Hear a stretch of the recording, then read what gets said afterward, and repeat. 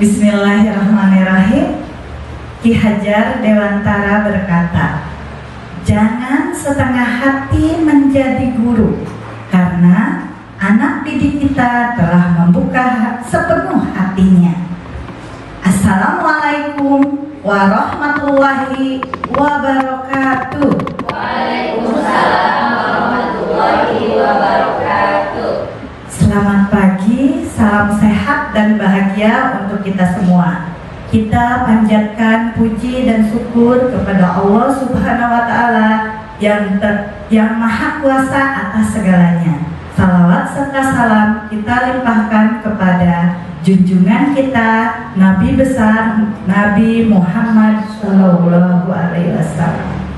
Sebelum memulai acara ini, marilah kita membaca surat Al-Fatihah bersama-sama. A'udzubillahi minasyaitonirrajim. Bismillahirrahmanirrahim. Alhamdulillahirabbil alamin. Arrahmanirrahim. Maliki yaumiddin. Iyyaka na'budu wa iyyaka nasta'in. Ihdinas siratal mustaqim.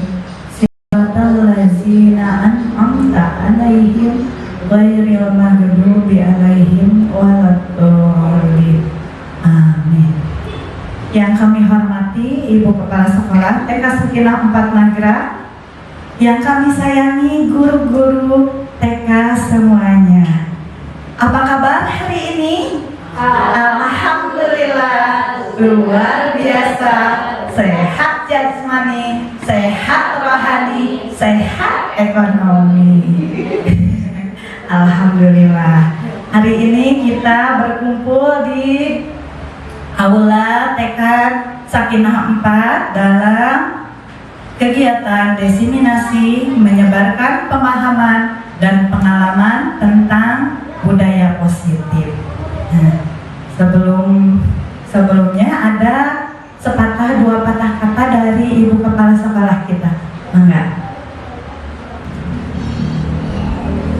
Bismillahirrahmanirrahim. Assalamualaikum warahmatullahi wabarakatuh. Waalaikumsalam warahmatullahi wabarakatuh. Innalhamdulillah wa syukurillah, kita panjatkan ilahi Rabbi atas perkenannya kita bisa berkumpul dan bersilaturahmi, belajar bersama di Aula TK Sakinah 4 ini.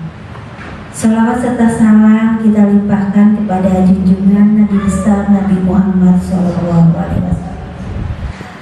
Teman-teman semuanya, terima kasih atas kehadirannya untuk mengikuti kegiatan diseminasi budaya positif. Kegiatan ini merupakan salah satu tugas dari guru kami di TK Sakinah 4. Kebetulan Bu Mary, Bu Lili, dan Bu Dini ini sedang mengikuti pendidikan guru penggerak angkatan ke-11. Nah, salah satu tugas yang harus dilaksanakannya yaitu diseminasi tentang budaya positif. Insya Allah kita akan belajar bersama, kita sama-sama seperti apa budaya positif yang bisa kita implementasikan di sekolah, ya. Jadi kami juga di sini dalam tahap belajar. Jadi nanti kita sistemnya interaktif aja. Kita sama-sama membedah apa sih budaya positif di sekolah, terutama di pendidikan anak usia dini, ya. Penerapannya seperti apa? Apa yang sudah kita lakukan, apa yang belum nanti bisa kita adaptasi. Mungkin saja kemarin juga saya melihat sepintas gitu memahaminya, itu suatu hal yang buat kita itu sudah pernah dilakukan, sudah biasa dilakukan. Mungkin sekarang itu jadi lebih ini lagi karena judulnya jelas gitu. Oh, ternyata ini yang dinamakan kesepakatan kelas. Oh, ini yang dinamakan dengan keyakinan seperti apa gitu. Jadi nanti kita arahnya semakin jelas. Ini guru kami ini dalam tahap belajar. Jadi kita sama-sama belajar memaparkan apa itu budaya positif. Terima kasih atas dukungannya bisa hadir pada kegiatan hari ini. Mohon maaf maaf bila kami di sini jamuannya, penerimaannya kurang memadai. Sekali lagi terima kasih. Selamat belajar bersama untuk mengikuti kegiatan diseminasi ini. Selamat untuk Bunda Mary, Bunda Lili, sama Bunda Dini akan tugasnya hari ini, semoga diberi kelancaran bersama ya. Ya, bismillah aja, semangat, karena ini bukan suatu hal yang baru juga, insya Allah pasti bisa. Demikian yang bisa saya sampaikan. Terima kasih. Wassalamualaikum warahmatullahi wabarakatuh. Waalaikumsalam warahmatullahi wabarakatuh. Hatur nuhun Kakak Ibu Kepala TK Sakinah 4. Kita lanjutkan pembukaan tadi sudah. Kami perkenalkan, kami calon guru penggerak angkatan 11 dari Kabupaten Sukabumi. Di sebelah kanan saya Ibu Mary Marliah, SPD AUD. Yang di tengah Ibu Lili Malihah, SPD AUD. Untung saya. Dan saya sendiri Ibu Dini Septiani, SPD, yang akan memaparkan tentang materi. Nah,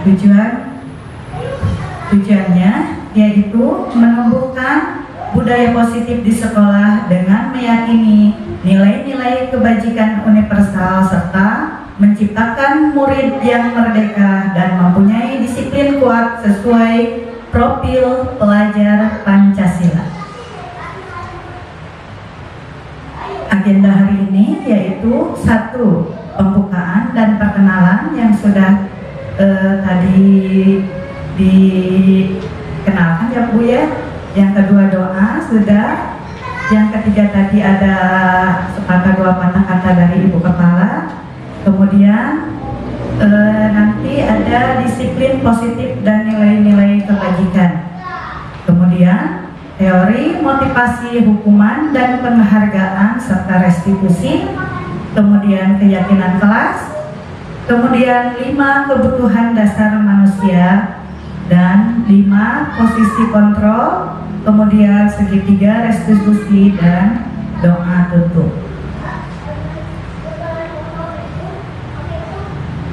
Sebelum memulai acara, kita sepakat kelas untuk diseminasi hari ini ya Bu ya. Sepakat Bu? Kita lakukan kesepakatan kelas dulu ya. Oke, yang pertama menghargai siapapun. Setuju? Oke, yang kedua menjadi pendengar yang baik. Setuju Bu? Yang ketiga, angkat tangan apabila mau menjawab pertanyaan nanti yang dilontarkan ya. Yang keempat, izin apabila mau keluar ruangan. Yang kelima, boleh makan dan minum dengan tenang. Ada yang perlu ditambahkan lagi?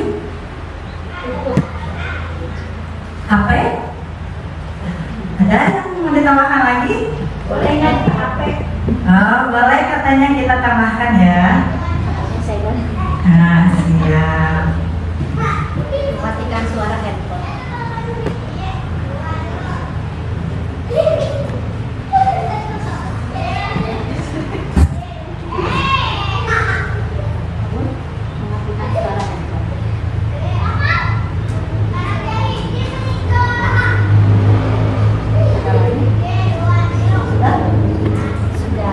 Sudah cukup?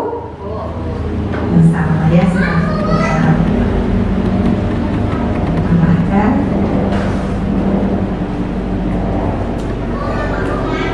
Guru yang lainnya. Kita akan mengawali dengan hal-hal yang positif. Kita lihat teman kita tersenyum. Boleh?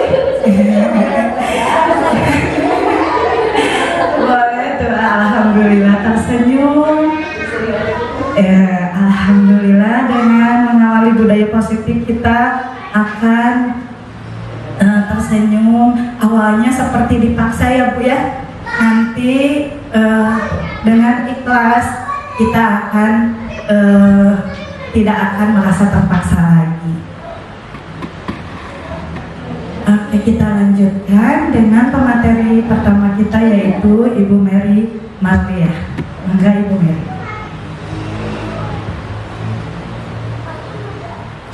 Terima kasih Bu Dini atas kesempatannya. Baiklah ibu-ibu semua, materi pertama akan saya sampaikan. Sebelumnya kenalan dulu ya. Soalnya ada yang belum kenal. Ada Ibu Maria, Ibu baru. Perkenalkan, saya Mary Maria. Kebetulan saya sekarang ikut program Guru Penggerak angkatan 11 dari TK 164 Kabupaten Sukabumi. Materi pertama yang saya akan paparkan yaitu disiplin positif dan nilai-nilai kebajikan universal. Tapi kelihatannya tegang-tegang, jadi kita speaking dulu ya. Iya. Tepuk semangat yang ibu-ibu kenal yang gimana? Oke. Tepuk semangat. Oi, oi. Oi, oi. Oi, yes. Oke. Ibu-ibu udah tahu belum ada tepuk fokus? Tepuk fokus. Tengok kanan, no. Tengok kiri, no.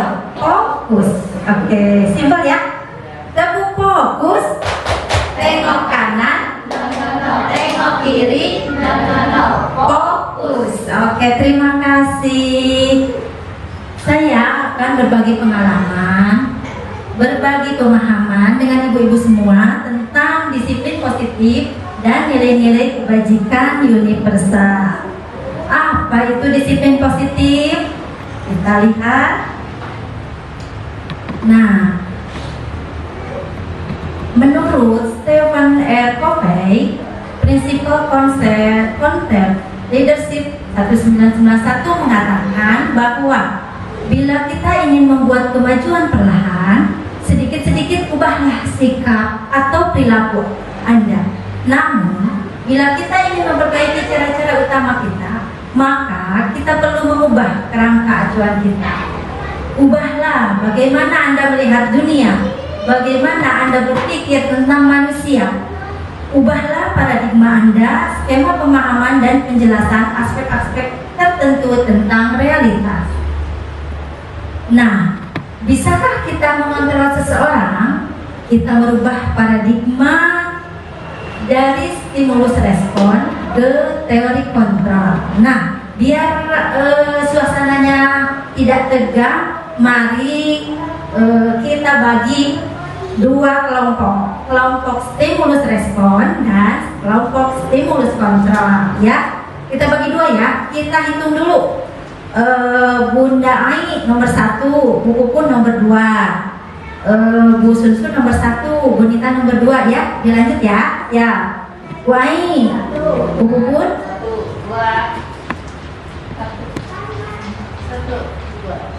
Nah, yang satu tolong bacakan tentang stimulus respon. Yang kedua, giliran membacakan teori kontrol. Oke? Mengerti ya? Oke. Bisakah kita mengontrol seseorang menurut stimulus respon? Silakan. Realitas atau kebutuhan kita sama. Betul. Menurut teori kontrol, silahkan dibacakan nomor 2. Oh, kebaca. Yang kebaca silakan. Menurut stimulus respon, realitas atau kebutuhan kita sama. Bagaimana menurut teori kontrol? Ayo Bu. Realitas, kebutuhan kita berbeda. Kemudian yang kedua, semua orang melihat yang sama. Kemudian menurut teori kontrol, semua orang memiliki gambaran yang berbeda. Yuk kita ubah paradigma dari stimulus respon menuju teori kontrol. Yang ketiga, Kita mencoba mengubah orang agar berpandangan sama dengan kita. oke. Menurut teori kontrol, kebanyakan orang lain tentang dunia. Oke, terima kasih. Kita berusaha memahami pandangan orang lain tentang dunia. Lanjutkan, menurut respon yang keempat. Perilaku buruk dilihat sebagai suatu kesalahan. Nah, perilaku buruk dilihat sebagai suatu kesalahan. Bagaimana menurut teori kontrol? Semua perilaku memiliki tujuan. Semua perilaku memiliki tujuan benar. Baik itu perilaku salah atau perilaku benar, pasti punya tujuan. Selanjutnya, Orang lain bisa mengontrol saya. orang lain bisa mengontrol saya. Menurut teori kontrol, Hanya Anda yang bisa mengontrol Anda. hanya Anda yang bisa mengontrol Anda. Anda tidak bisa mengontrol orang lain. Oke, lanjutkan. Saya bisa mengontrol orang lain. Saya bisa mengontrol orang lain menurut stimulus respon. Kemudian menurut teori kontrol, Anda tidak bisa mengontrol orang lain. Anda tidak bisa mengontrol orang lain. Lanjutkan. Pemaksaan ada pada saat bukan gagal. Pemaksaan ada pada saat bujukan gagal. Menurut teori kontrol, Kolaborasi dan konsensus menciptakan pilihan-pilihan baru. oke, kolaborasi dan konsensus menciptakan pilihan-pilihan yang baru. Yang terakhir, model berpikir menang atau kalah. Nah, menurut teori kontrol, model berpikir menang-menang. Iya, terima kasih. Nah, kita sering mendengar apa itu disiplin. Nah, disiplin itu berasal dari bahasa Latin, artinya disiplina, yaitu belajar. Kata disiplin sering dihubungkan dengan hukuman, betul tidak Ibu? Betul. Disiplin itu sering dihubungkan dengan hukuman, padahal itu berbeda. Karena belajar tentang disiplin tidak harus memberi hukuman.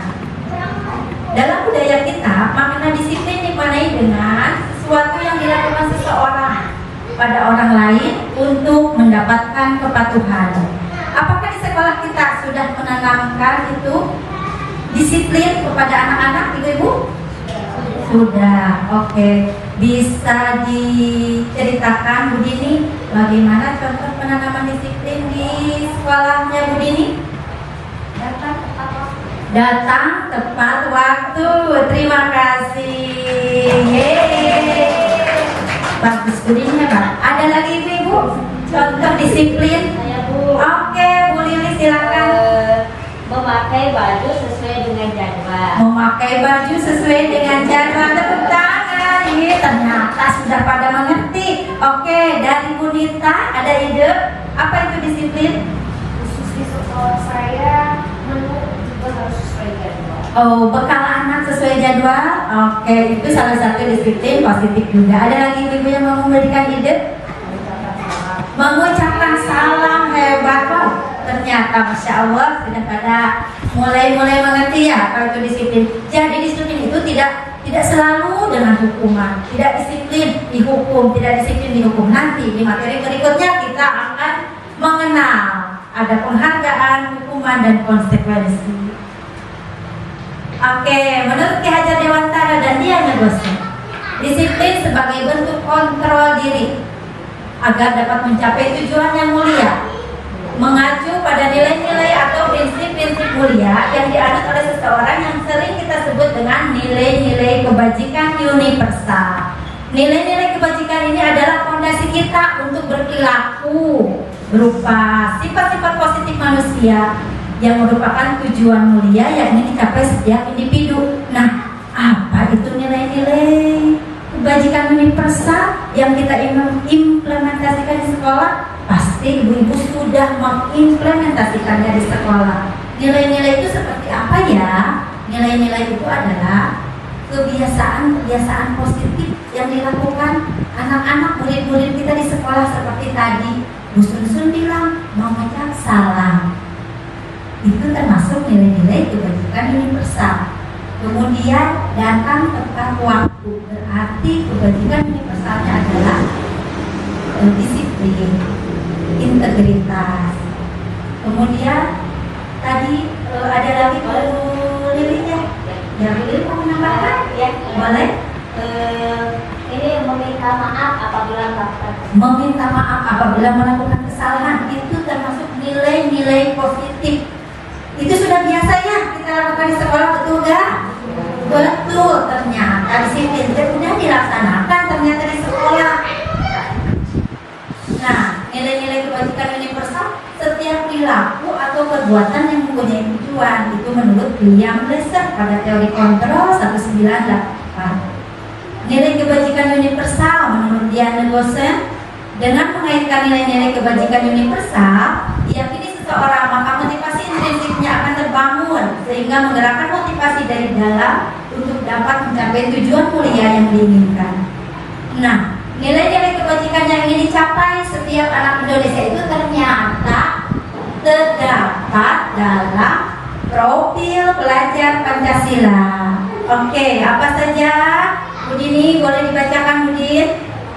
Beriman, bertakwa kepada Tuhan Yang Maha Esa dan akhlak mulia. 1, 2. Mandiri, Mandiri. 3. Bernalar kritis. 4. Berkebinekaan global. 5. Bergotong royong. Gotong royong. 6. Kreatif. Itulah nilai-nilai kebajikan yang universal yang ingin dicapai oleh setiap anak Indonesia. Selain yang 6 ini masih banyak ibu-ibu. Nih, menurut Ibu Primary Years Program, sikap murid itu ada toleransi. Adakah sikap dari murid-murid di sekolah yang mengandung nilai kebajikan toleransi? Ada gak, Bu? Ada. Seperti apa, Bu, contohnya? Menghormati orang lain. Dengan cara apa menghormati orang lainnya, Bu? Dengan cara mendengarkan ketika orang lain berbicara. Pintar. Mendengarkan ketika orang lain berbicara. Ada rasa hormat, ada integritas, mandiri, menghargai, empati, keingintahuan, kreativitas, kerjasama, percaya diri, komitmen. Nah, semua kalimat-kalimat di atas itu adalah kalimat nilai-nilai kebajikan universal yang sudah biasa kita implementasikan di sekolah kita dengan murid-murid kita. Seperti saya contohkan menolong teman yang jatuh. Itu kebajikan universal apa, Bu? Yang ditanamkan kepada anak? Empati, menolong, pintar. Berbagi ribut, berbagi makanan ya. Berbagi makanan kepada teman itu termasuk empati juga. Ayo, ada lagi? Nah, seperti itu ya kebajikan-kebajikan universal. Nah, sekarang saya mau bagikan post-it nih kepada ibu-ibu. Tolong tuliskan kebajikan universal apa yang ingin ibu-ibu implementasikan atau tanamkan kepada anak-anak kita, pada murid-murid kita ya. Boleh 2, boleh 3. Silahkan diisi, tapi diberi nama ya sebelumnya ya. Satu warna aja, Bu. Boleh. Minimalnya berapa, Bu? Boleh 2, boleh 3, Mama. Banyak juga boleh, Bu.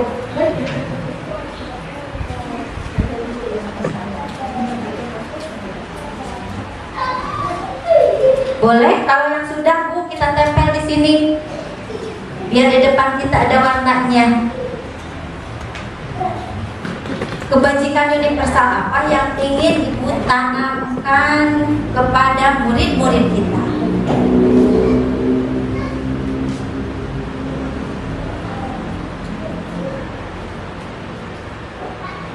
Selain yang di sini juga boleh.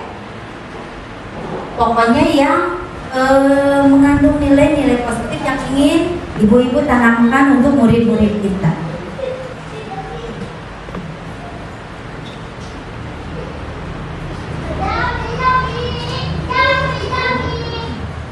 Oke, kalau sudah selesai, boleh 1, 2, lebih juga boleh. Kalau sudah selesai, ayo ditempel di depan yuk ibu-ibu. Di sini Lunita.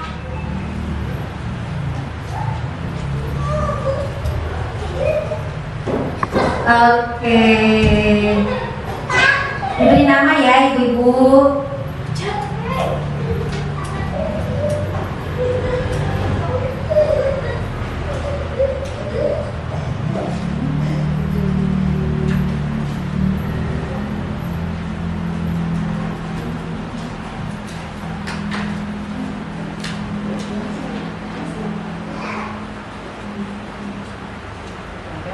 Bu, tempel Bu.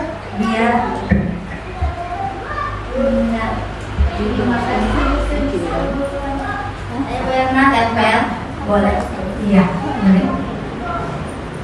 Oke.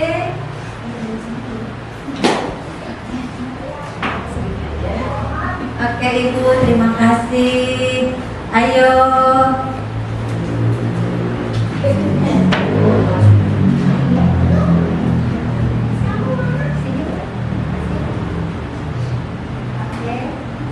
Wow, ternyata nilai-nilainya pada hebat-hebat.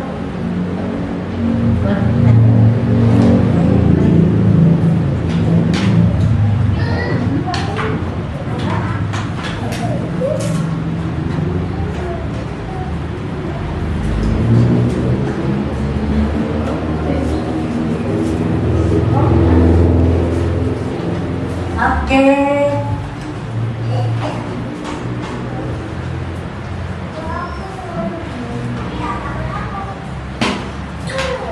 Oke, saya akan bacakan dari Bu Nita. Bu Nita ingin murid-muridnya mandiri, empati, percaya diri, beradab. Tepuk tangan untuk Bu Nita. Yeay. Kemudian Bu Sun ingin murid-muridnya menghargai perbedaan, saling tolong-menolong, dan bekerja sama. Tepuk tangan buat Bu Sun. Amin. Kemudian dari Bu Erna, memakai dan membuka sepatu sendiri, berarti kebajikannya, nilai-nilainya mandiri. Bu Erna ingin anak-anaknya mandiri. Wow, tepuk tangan. Mudah-mudahan anak-anak kita walaupun masih usia dini tapi bisa mandiri sesuai dengan usia dan tahap perkembangannya. Kemudian Bu Ella ingin anak-anaknya terbiasa menyimpan sepatu pada tempatnya, terbiasa meminta maaf kepada teman. Nah, terbiasa menyimpan sepatu kepada teman termasuk nilai-nilai kebajikan mandiri. Terbiasa meminta maaf kepada teman, empati. Oke, kemudian Bu Pupun datang tepat waktu, berarti itu dia nilai-nilai kebajikannya termasuk tanggung jawab terhadap diri sendiri, karena ada aturan dari sekolah yang sudah dia sepakati dan harus dia lakukan. Itu termasuk juga tanggung jawab untuk diri sendiri. Kemudian mandiri, mengucapkan salam ketika bertemu dengan guru dan teman. Kalau Bu Rani, mandiri dan percaya diri. Betul Bu Rani, anak-anak kita harus mandiri dan percaya diri. Dengan percaya diri, mereka akan bisa mengungkapkan segala potensi dan kemampuannya secara maksimal. Bu Yani berkata, pintar. Kemudian memakai sepatu, mandiri. Bu Dini ingin anaknya percaya diri. Bu Lili ingin anak-anaknya mandiri, bisa memakai kaos kaki sendiri. Nah, salah satu mandirinya itu. Kemudian mengucap kata tolong saat akan meminta bantuan. Berucap terima kasih ketika diberi hadiah. Nah, itu semua termasuk nilai-nilai kebajikan yang yang sudah terbiasa ditanamkan kepada murid-murid kita. Mudah-mudahan harapan ibu-ibu, murid-murid kita memiliki nilai-nilai kebajikannya seluas-luasnya dapat diimplementasikan mulai besok ya. Kita implementasikan. Demikian materi pertama dari saya. Terima kasih. Selanjutnya materi akan dilanjutkan oleh Ibu Lili. Instruksi. Boleh.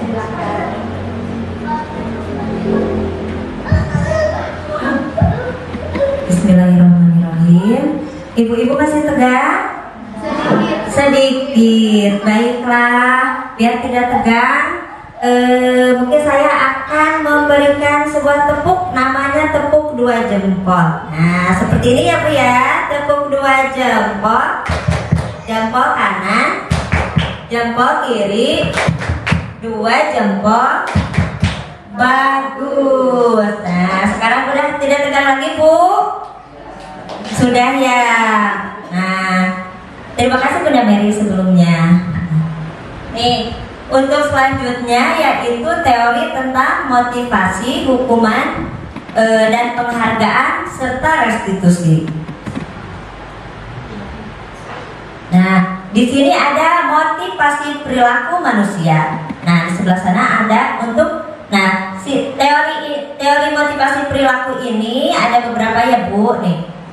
Untuk menghargai, untuk menghindari ketidaknyamanan atau hukuman. Terus untuk mendapatkan imbalan atau penghargaan dari orang lain.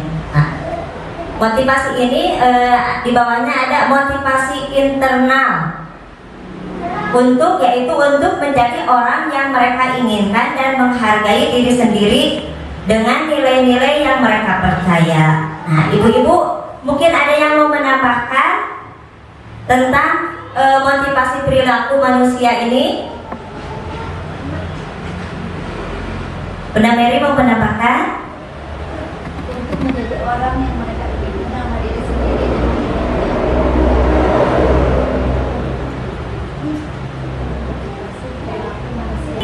Siapa lagi? Bunda Dini mungkin mau menambahkan?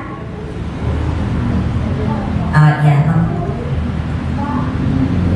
Nah, tiga motivasi ini ada tiga motivasi perilaku manusia. Menurut Dian Gosen dalam bukunya Reconstructing School Discipline menyatakan ada tiga motivasi manusia, yaitu yang seperti tadi sudah saya di slide 1, yaitu untuk menghindari ketidaknyamanan atau hukuman. Ini adalah tingkat terendah dari motivasi perilaku manusia. Motivasi bersifat eksternal. Yang kedua, untuk mendapatkan imbalan atau penghargaan dari orang lain. Satu tingkat di atas motivasi yang pertama. Di sini orang berperilaku untuk mendapatkan imbalan atau penghargaan dari orang lain. Motivasi ini juga bersifat eksternal. Nah, maksudnya yang kedua, motivasi untuk mendapatkan penghargaan dari orang lain itu seperti ini Bu, mungkin ya. Kita itu melakukan suatu kebaikan, tapi atas dasar iming-iming dari orang. Misalkan kalau berperilaku baik, misalkannya, atau menyelesaikan sebuah pekerjaan nanti ada hadiahnya, mungkin seperti itu ibu-ibu. Nah, di motivasi perilaku yang ketiga yaitu untuk menjadi orang yang mereka inginkan dan menghargai diri sendiri dengan nilai-nilai mereka percaya. Orang dengan memotivasi ini akan bertanya, akan menjadi orang seperti apakah yang saya melakukannya. Mereka melakukan sesuatu karena nilai-nilai yang mereka yakini dan hargai, dan mereka melakukannya karena mereka ingin menjadi orang yang melakukan nilai-nilai yang mereka yakini. Ini adalah motivasi yang akan membuat seseorang memiliki disiplin positif, karena motivasi berperilakunya bersifat internal bukan eksternal. Nah, motivasi ini mungkin Bu tidak karena ada imbalannya ini, tapi datang dari dalam diri sendiri. Untuk motivasi yang ketiga ini. Nah, hukuman dan penghargaan serta konsekuensi. Di sini ada tiga, ada hukuman, ada konsekuensi, dan ada restitusi. Di mana dalam hukuman ini tidak terencana atau tiba-tiba. Murid tidak tahu apa yang akan terjadi, tidak dilibatkan, bersifat satu arah, berupa hukuman fisik dan psikis. Nah, kalau konsekuensinya terencana, disepakati sesuai peraturan, murid tetap dibuat tidak nyaman. Sikap guru selalu memonitor murid. Kalau restitusinya yaitu proses menciptakan kondisi bagi murid untuk memperbaiki kesalahan murid, untuk mencari solusi sendiri. Poin yang keduanya yaitu proses kolaboratif yang mengajarkan murid untuk mencari solusi. Nah, kalau di hukuman ini mungkin seperti ini Bu, tidak terencana. Siapa yang bisa menambahkan Bu?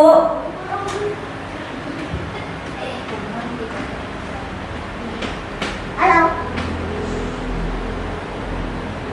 Nah, kalau di hukuman hukuman ini mungkin penjelasannya begini Bu, secara dengan tiba-tiba ada anak yang melanggar aturan, misalkan kalau kita lagi menerangkan, mungkin ya kita lagi pagi-pagi kita inspirasi awal, terus anak itu misalkan ngobrol aja gitu ya, terus dengan sengaja kita misalkan menghukum anaknya dengan seperti ini mungkin, ayo kamu pindah duduknya di depan, atau kamu jangan ngobrol aja, nanti istirahatnya belakangan. Nah mungkin seperti itu Bu. Kalau misalkan untuk hukuman, ya itu jatuhnya kepada hukuman fisik.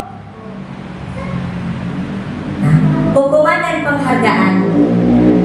Nomor 1, pengaruh jangka pendek dan jangka panjang. Penghargaan efektif jika kita menginginkan seseorang melakukan sesuatu itu yang kita inginkan dalam waktu jangka pendek. Yang kedua, penghargaan tidak efektif jika kita memberikan seseorang penghargaan untuk melakukan sesuatu, maka kita harus terus-menerus memberikan penghargaan itu. Yang ketiga, penghargaan merusak hubungan. Ketika seseorang diberi penghargaan atau dipuji di depan orang banyak, maka yang lain akan merasa iri dan sebagai dari mereka akan tidak menyukai orang yang diberikan penghargaan. Nah, kalau di sini mungkin penghargaan merusak hubungan. Nah, misalkan kalau di kelas kan biasanya ada anak yang aktif, mungkin ya Bu ya, ada anak yang aktif ketika kita belajar, kan secara tidak langsung kadang kita juga suka begini, yang bagus nanti ibu kasih apa gitu ya. Nah otomatis si anak yang lain akan merasa iri Bu kepada temannya. Karena apa? Karena mereka diberi penghargaan, dan otomatis si anak tersebut yang lain akan merasa kecewa. Dan kadang suka begini, nanti aku mah gak mau sama dia mainnya. Nah mungkin seperti itu Bu. Yang keempat, penghargaan mengurangi ketepatan. Anak-anak contohnya seperti ini Bu, anak-anak diminta mengingat kata-kata tertentu, kemudian mereka diminta mengambil kartu yang berisi kata-kata yang diingat tersebut. Setiap kali muncul, beberapa anak diberikan permen setiap mereka memberikan jawaban yang benar, dan sebagian yang lain hanya diberi tahu saja jawaban mereka benar. Hasilnya anak-anak yang mendapatkan permen jawabannya banyak yang tidak tepat dibandingkan anak-anak yang diberitahu jawabannya benar. Yang kelima, penghargaan menurunkan kualitas. Pengamatan dilakukan pada sekelompok mahasiswa atau mahasiswi yang sedang kerja praktek di sebuah surat kabar universitas. Saat itu mereka sedang belajar menuliskan sebuah artikel tentang sebuah judul berita utama.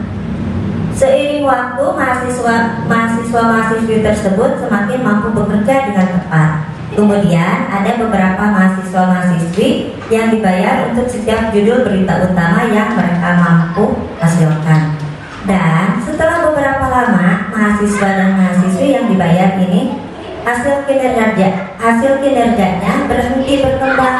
Mereka tidak menerima bayaran, terus berupaya mengasah diri menjadi lebih baik. Nomor 6, penghargaan mematikan kreativitas. Murid-murid diminta berpikir mengenai hadiah atau penghargaan yang bisa mereka dapatkan bila berhasil menulis puisi. Kreativitas kelompok murid-murid ini menjadi berkurang dibanding yang tidak diberitahukan tentang hadiah yang mereka terima.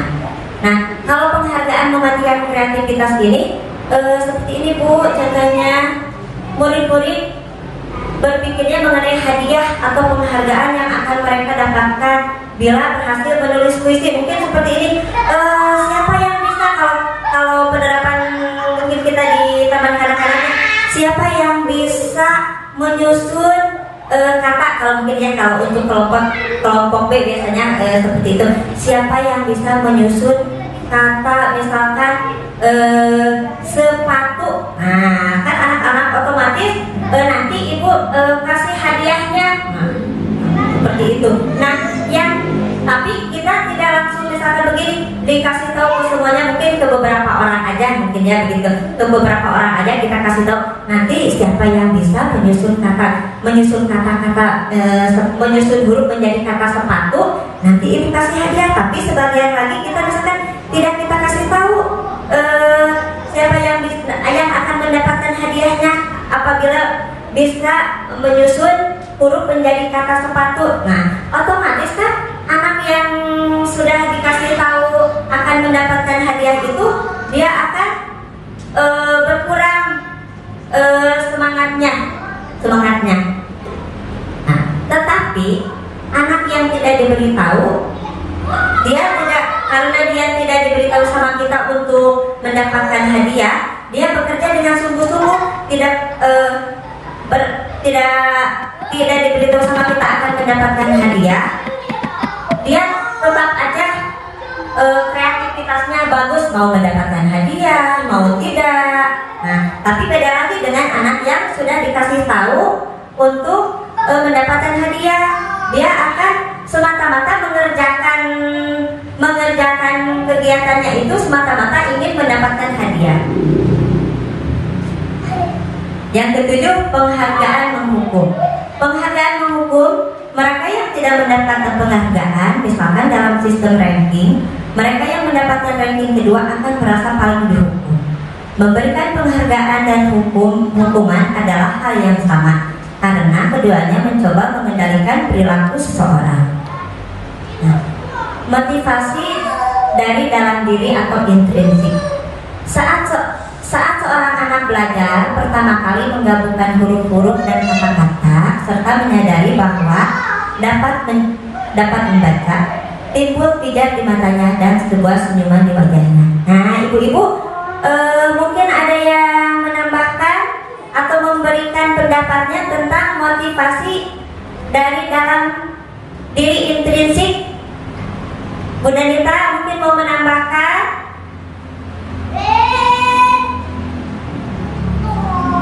Kalau untuk anak usia ini sebenarnya reward itu kan istilahnya diberikan tapi secara adil, jadi tidak dipilih-pilih anak yang misalnya tuntas dalam kegiatan, anak yang tidak tuntas atau tidak mendapatkan, sementara anak yang tuntas mendapatkan.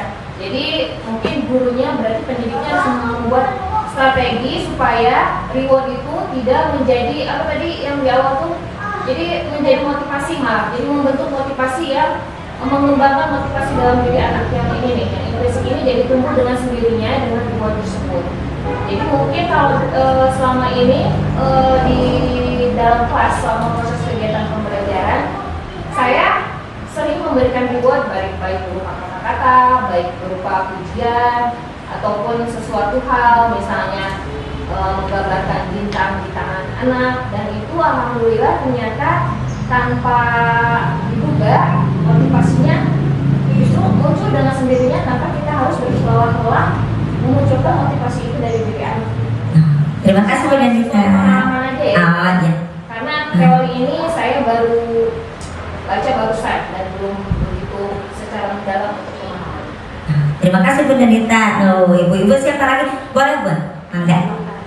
Ibu-ibu, kita sebagai guru TK ya terutama, saya juga sering melakukan hal-hal seperti begini. Ayo teman-teman, ketika saya berbaris nih, ayo teman-teman yang bisa menjawab boleh masuk lebih dulu. Nah, suka begitu nggak Bu? Ya, suka begitu ya.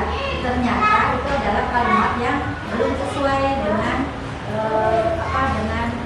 budaya positif. Jadi ketika kita siapa yang bisa boleh masuk kelas, lebih baik kita menariknya kalimatnya dengan ini, teman-teman, ayo siapa yang bisa menjawab pertanyaan ibu, itu saja. Dari situ anak akan menjawab dan langsung masuk ke kelas. Jadi tidak usah kita perbalkan kalimatnya. Yang bisa menjawab boleh masuk lebih dulu. Nah, kalimat boleh masuk lebih dulu itu akan menyakuti anak yang paling terakhir, karena dia akan masuknya paling terakhir. Walaupun itu secara tidak sadar itu merupakan konsekuensi ya, karena dia ucapan lain-lain, tapi itu menurut teori itu akan kalimat yang bisa boleh masuk lebih dulu kita lakukan ya secara tidak sadar.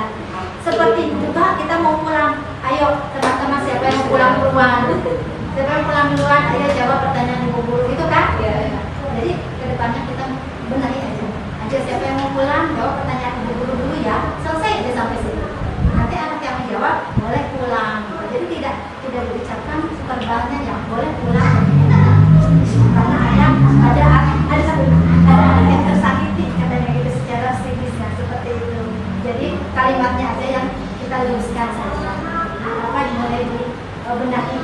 Saya sering melakukannya. Nah dari pengalaman ini saya baca-baca ternyata anak ibu guru kegeninganannya masih banyak yang harus diperbaiki. Nah dengan pengalaman ini mari kita sedikit demi sedikit kita ubah apa yang selama ini kita merasa biasa aja gitu. Emang apa menyakitinya? Ternyata ada hal-hal yang anak itu merasa percaya dirinya turun karena kalimat-kalimat dari kita gitu, dari guru.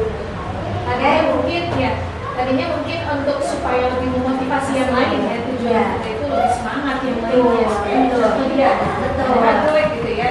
Tapi belajar juga sih walaupun mungkin karena pemilihan katanya aja pemilihan kata yang terlalu istilahnya terlalu apa ya, bukan penerimaan kepada anak itu kurang bisa diterima gitu aja bahasa anaknya, bahasanya karena bahasa kita kan ayo mulai simpel lah, kalau yang mikirnya kan simpel supaya nurut aja gitu kan.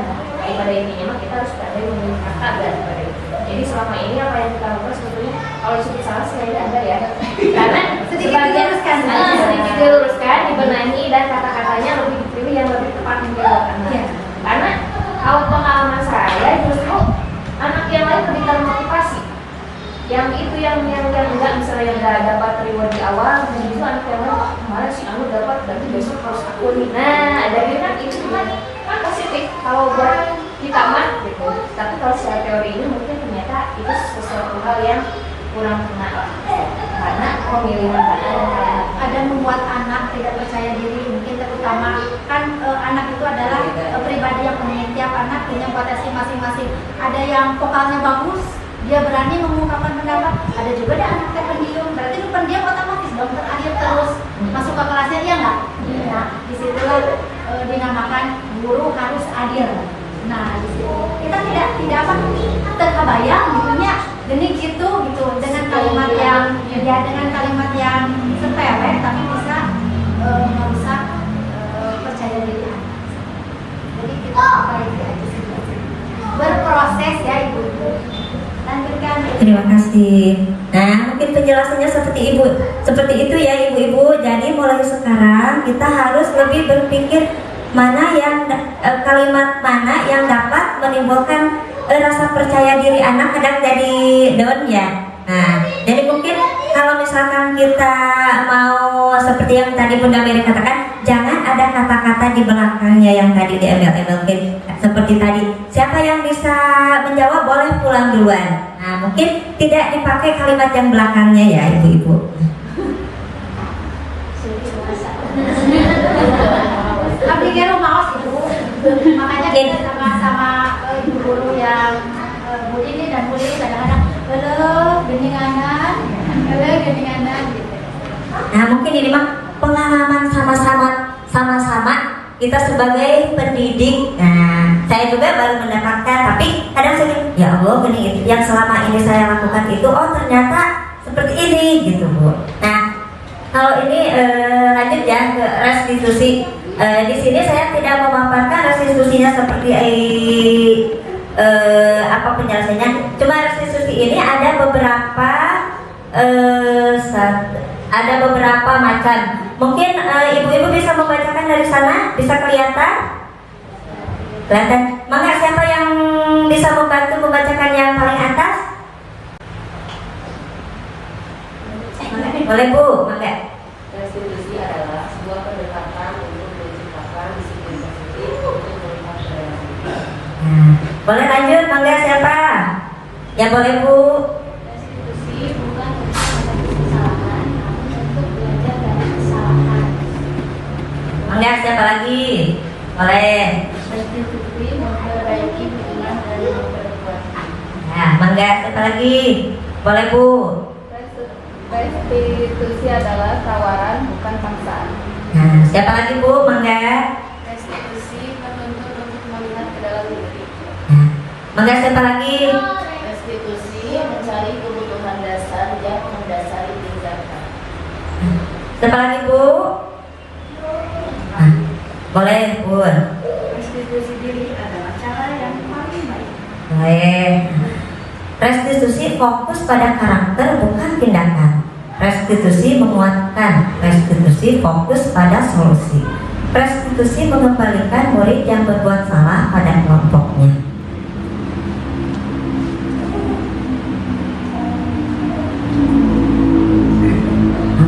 Nah, di sini ada lanjut ke materi keyakinan kelas. Pengertian keyakinan kelas.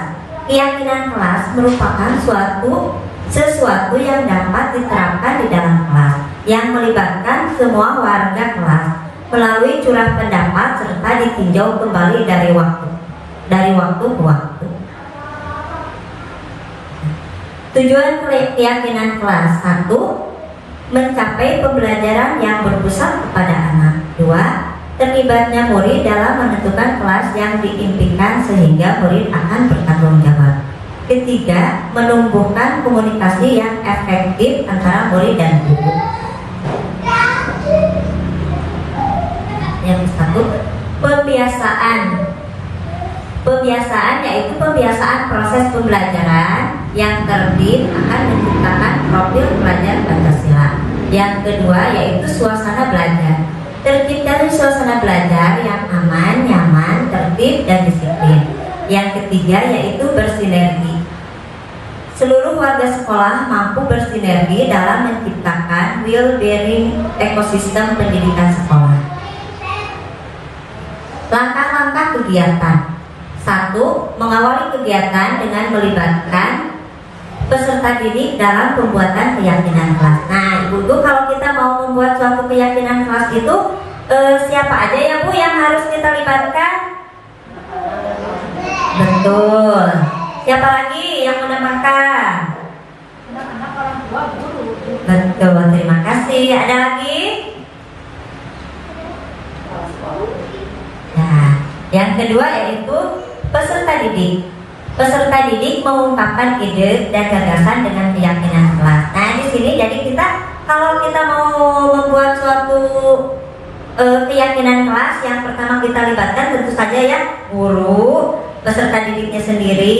Nah, terus yang kedua peserta didik mengungkapkan ide atau gagasan. Jadi di sini anak dipancing sama kita untuk mengungkapkan ide atau gagasannya untuk menjadi suatu keyakinan kelas nanti, untuk terbentuknya suatu keyakinan kelas. Yang ketiga, melakukan refleksi terkait dengan keyakinan yang telah dibuat. Nah, kalau sudah terciptanya suatu keyakinan kelas, jangan lupa kita merefleksi ibu-ibu, apakah suatu keyakinan kelas kita ini sudah sesuai dengan apa yang diinginkan.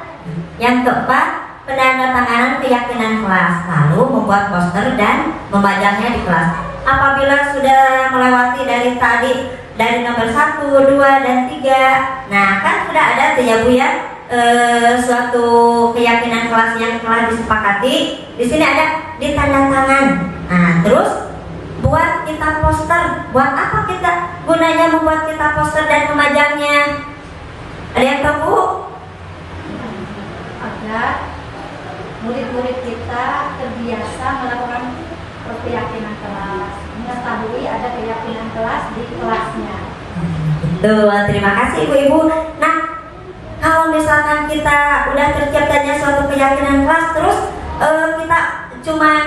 teman-teman di kelas kita ada keyakinan kelas tanpa kita pajang, apakah akan tercapai suatu keyakinan kelas tersebut Bu?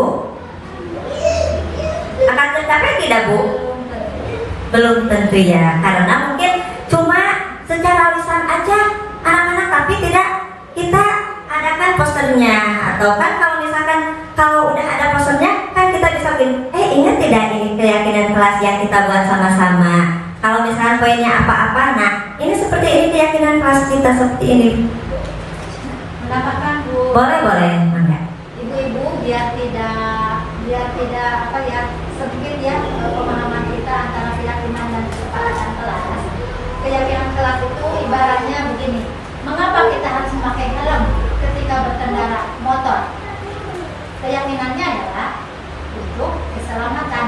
Nah, keselamatannya itu adalah keyakinannya itu ya, untuk keselamatan. Mengapa kita harus membuang sampah pada tempatnya?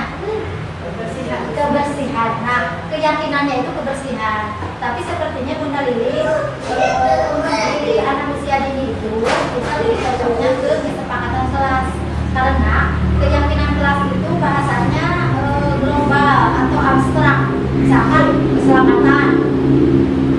Tapi kalau kesepakatan kelas bahasanya lebih konkret. Kalau untuk anak TK kan lebih ke konkret ya, seperti datang tepat waktu. Kalau di keyakinan kelasnya disiplin. Kalau untuk anak usia dini lebih dikonkretkannya, lebih bahasanya lebih diperjelas, datang tepat waktu, mendengarkan ibu guru berbicara. Nah, kan kalau di keyakinan kelas menghargai orang lain, toleransi gitu kan. Jadi sepertinya kalau untuk di TK kita lebih ke kesepakatan kelas ya. Dan ini penandatanganan maksudnya bukan berarti secara tertulis bertanda dengan cap jempol atau apa gitu bentuknya. Sepertinya bukan Bu. Jadi gini, sepertinya begini. Jadi ketika keyakinan kelas atau kesepakatan kelas itu dibuat bersama-sama dengan anak. Jadi bukan guru. Anak-anak hari ini ibu guru sudah buat kesepakatan kelas untuk di kelas kita. Tidak begitu Bu ya, tapi kesepakatan kelas itu dibuat karena adanya kejadian-kejadian di dalam kelas yang membuat anak-anak itu tidak nyaman di kelas. Seperti lompatan, lari-lari di dalam kelas. Amat gak nyaman gak ke anak-anak yang lain? Tidak kan? Nah, dari situlah kita buat kesepakatan kelas. Bagaimana caranya ya biar anak-anak itu tidak berlari-lari di dalam kelas. Yuk teman-teman, ibu guru lihat ada yang lari-lari di dalam kelas, ada yang tabrakan misalkan karena lari-lari. Nah, biar kelas kita tertib, biar kelas kita aman, nyaman, tidak ada yang celaka. Bagaimana? Apa yang harus kita lakukan ya biar teman-temannya tertib di dalam kelas. Misalkan ada yang bicara, Bu, diam di kursi, duduk di kursi, misalkan itu kita catat, kita hargai. Setiap ide anak-anak kita hargai. Ketika sudah selesai, kita ucapkan lagi dengan anak-anak. Kesepakatan yang telah kita sepakati adalah ini. Biasanya kalau di TK itu berupa gambar, ada tulisan tapi ada gambarnya. Seperti datang tepat waktu, kita gambar jam aja. Dengan gambar jam anak bisa baca kok, datang tepat waktu. Padahal dia bisa membaca dari jam aja, bukan datang tepat waktunya. Seperti itu. Tidak lari-lari gitu. Tidak lari-lari. Usahakan untuk kesepakatan kelas pakailah kalimat yang positif. Kalimat positif itu adalah kalimat yang tidak memakai kata tidak atau jangan. Ya. Seperti di dalam kita ganti misalkan tidak berlari-lari, misalkan berjalan ketika masuk ke kelas, duduk ketika berada di dalam kelas, itu aja. Jadi tidak ada kata jangan, tidak, itu merupakan kalimat negatif. Ya, kita rubah ya ibu ya. Ini kan saya juga masih berproses pada anak-anak dengan ilmu yang saya dapat ini. Ternyata ya banyak proses juga untuk saya sebagai guru kelas gitu. Ternyata banyak yang harus ya kita benahi lah sedikit-sedikit. Kata ya Masya Allah ya. Apalagi kelas A mungkin yang awal ya. Tidak, kesepakatan kelas itu tidak usah banyak, panjang, sekedar Bu. 3 poin aja yang penting anak bisa mengerti dengan kesepakatan kelas. Terus ada kesepakatan kelas itu ada konsekuensinya nggak? Biasanya kalau di kelas saya konsekuensinya itu tidak berupa hukuman atau tidak berupa hal-hal yang membuat anak tidak percaya diri. Tapi ketika anak itu lupa, misalkan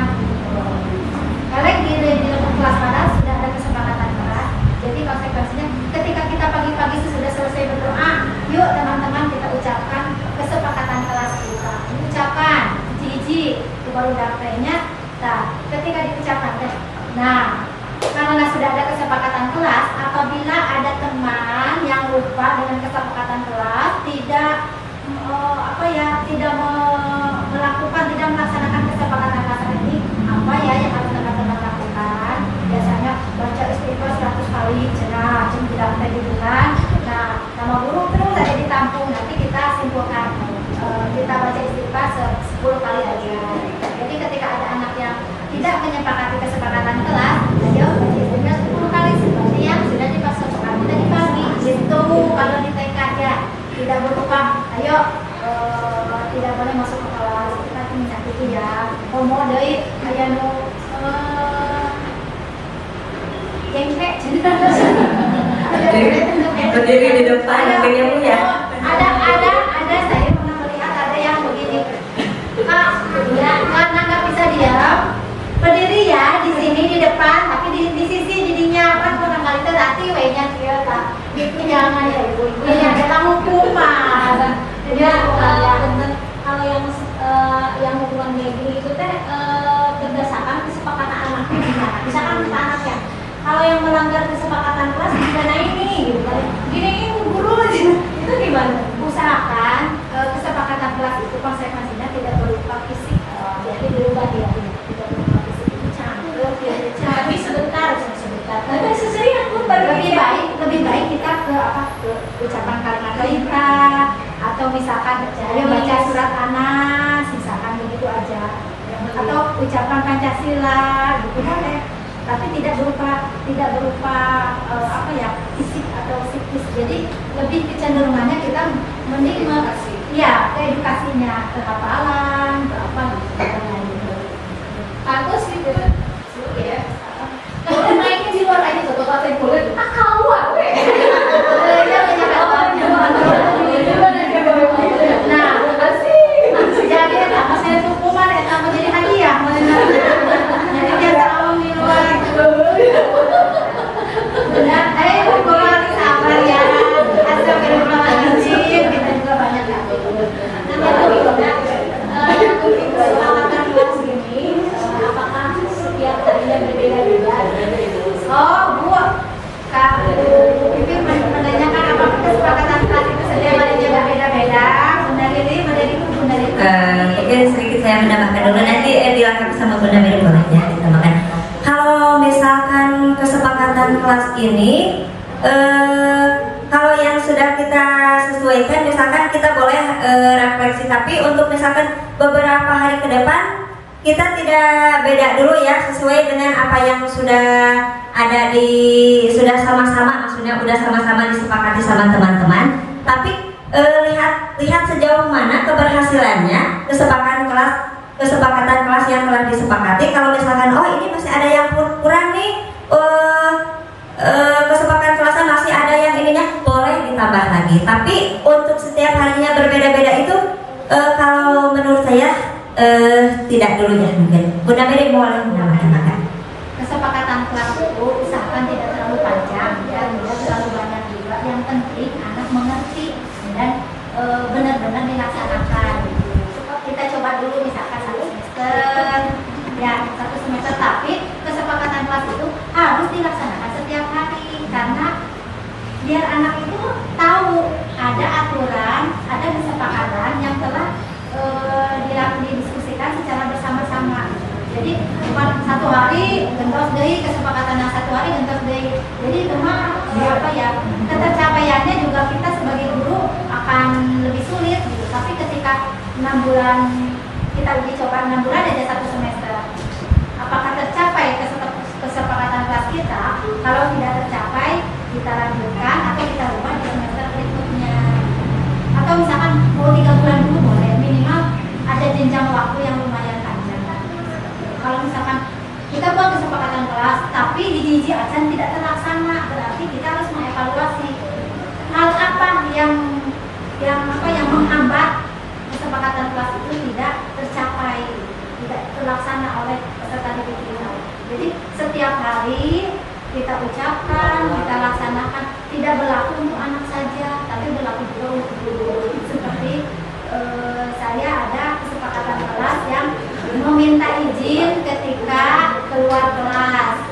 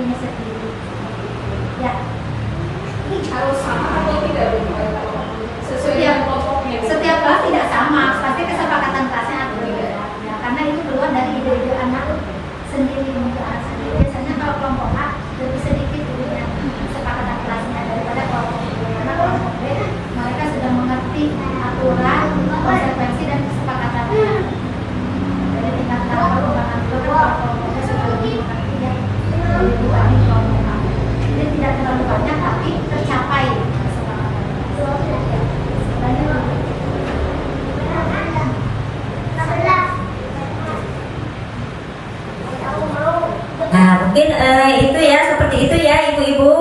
Mungkin lain waktu bisa itu lagi ya, atau mungkin ada yang mau ditanyakan nanti boleh gitu aja ya. Nanti aja. Billahi taufiq wal hidayah. Wassalamualaikum warahmatullahi wabarakatuh. Maka Bunda Dini selanjutnya mau disampaikan dengan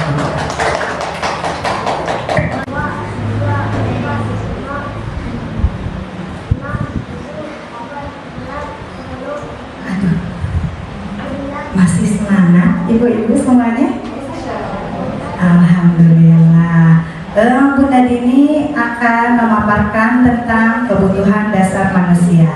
Boleh Bunda Dini meminta tolong kepada ibu guru semuanya untuk berdiri? Pilih cangkep.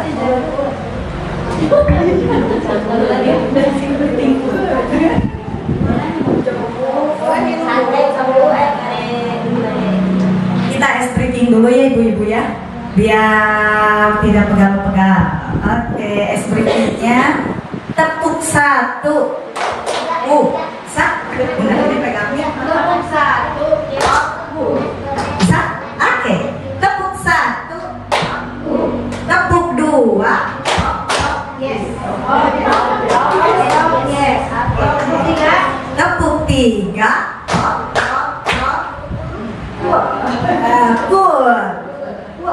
Mau golnya begini, mau golnya begini, boleh. Nanti boleh berhadapan sama temannya juga boleh. Oke, tepuk satu. Tepuk satu. Tepuk dua. Yes. Tepuk tiga. Lagi, tepuk satu. Tepuk dua. Yes. Tepuk tiga. Tepuk 3, 2, 1. Yes. Konsentrasi lagi. Tepuk 2, 3, 1. Yes. Ukur.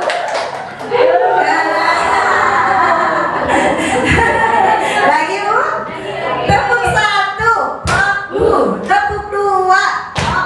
Yes. Tepuk 3. Tepuk 3, 2, 1. Yes.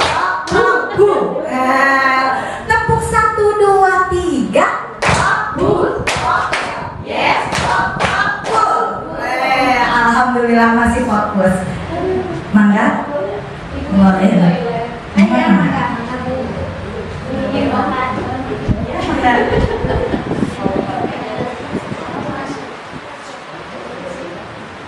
Sambil boleh makan dan minum dengan tenang. Oke, kita lanjutkan lagi.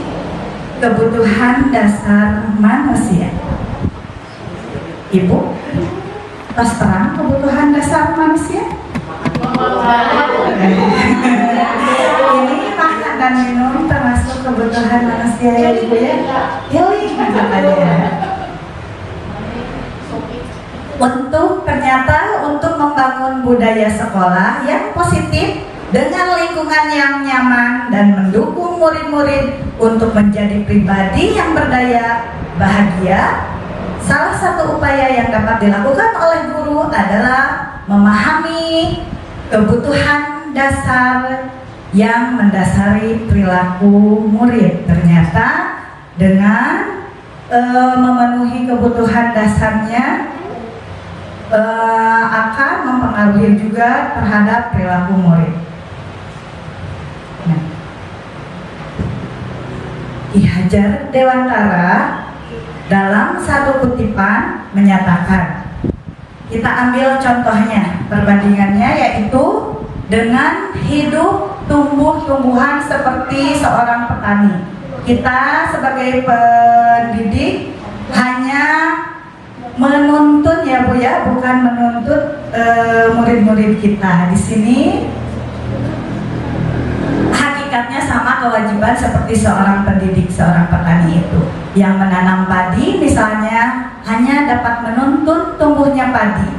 Ia dapat memperbaiki kondisi tanah, memelihara tanaman padi, memberi pupuk dan air, membasmi ulat-ulat dan yang mengganggu tanaman padi tersebut. Nah, pendidik itu hanya menuntun murid-murid kita.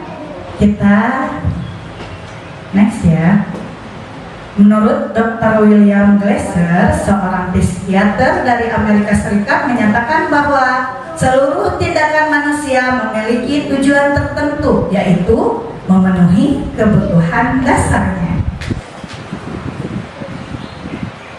Nah, kebutuhan dasar manusia itu ada yang terpenuhi dan ada yang tidak terpenuhi. Kebutuhan dasar yang terpenuhi secara memadai, maka murid akan tumbuh dengan bahagia. Betul Ibu-ibu? Bahagia karena terpenuhi. Iya. Nah, kalau kebutuhan dasar manusia tidak terpenuhi, maka seseorang akan mengalami emosi negatif seperti bosan, sedih, dan kecewa. Bahkan mereka akan melanggar aturan. Dengan kata lain, perilaku buruk seseorang adalah respon dari kebutuhan yang tidak terpenuhi. Namun, mereka tidak tahu cara untuk menyampaikannya. Toskaraos, coba emot-emot di kelasnya ya, Bu. Kita next. Nah, apa saja kebutuhan dasar itu? Boleh? Raise hand. Apa saja ya kebutuhan dasar itu? Ya, Bunda Lili? Makan katanya. Bunda Mary? Disayangi. Aduh, disayangi. Hebat. Siapa lagi? Ada? Diperhatikan. Ada lagi? Apa saja ya? Bebas, merdeka, bebas. Bebas katanya kata Bunda Mary. Terus ada lagi, Bu?